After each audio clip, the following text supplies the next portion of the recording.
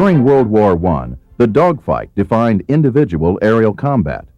However, before war's end, strategic bombardment proved to be a vital Army Air Service capability.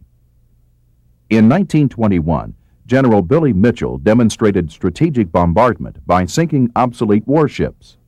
However, by 1924, his aggressive promotion for an independent air arm had angered many politicians and high-ranking military leaders. Following his famous court-martial, General Mitchell, demoted to colonel, resigned in 1926. Later, Captain Ira Aker, an assistant defense counsel in the Mitchell court-martial, said, "Without Mitchell's sacrifice, there would have been no military aviation." The Chief of the Air Service, Major General Mason M. Patrick, in support of an independent Air Force, argued, "Air power should sit in the councils of war on an equal footing with commanders of the land and sea forces."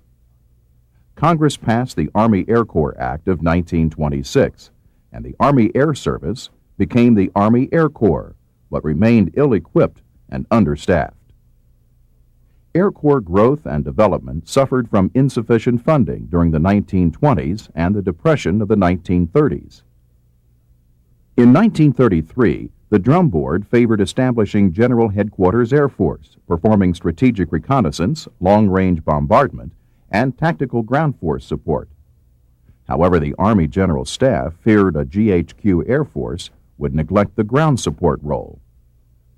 In February 1934, President Roosevelt canceled commercial airmail contracts and asked the Air Corps to carry the mail. The poorly trained Air Corps pilots, using outdated equipment, suffered numerous accidents and several pilot deaths. This disaster drew attention for needed Air Corps funding and improvements in equipment, maintenance, and training.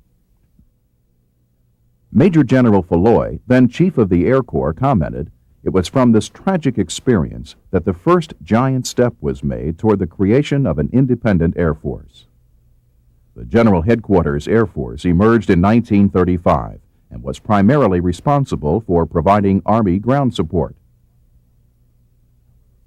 However, Major General Frank M. Andrews, GHQ Air Force commander, stated, "The United States could best defend itself by attacking the enemy as far from our shores as we can reach him." In 1938, Major General Hap Arnold became Commander, Army Air Corps, and as threatening war clouds spread over Europe, the Air Corps prepared for the possibility of war. War came on December 7, 1941. During World War II, America's military leaders learned that strategic warfare conducted through aerial bombardment was a major factor in achieving victory. In December 1945, President Harry S. Truman wanted Congress to replace the War and Navy departments with the Department of National Defense. He also asked for the creation of a separate Air Force. The Navy expressed opposition, fearing loss of the Marine Corps and naval aviation. However, the Army Air Force's leadership insisted upon a separate Air Force, the strategic mission, and equality with the Army and Navy. In 1946, General Carl Spaatz became the commanding general of the Army Air Forces. Finally, in the fall of 1946, an agreement between Army Air Forces and Navy leadership led to the National Security Act of 1947. President Harry S. Truman signed the National Security Act on July 26th, and on September 18, 1947, a new and independent branch of military service emerged, the United States Air Force.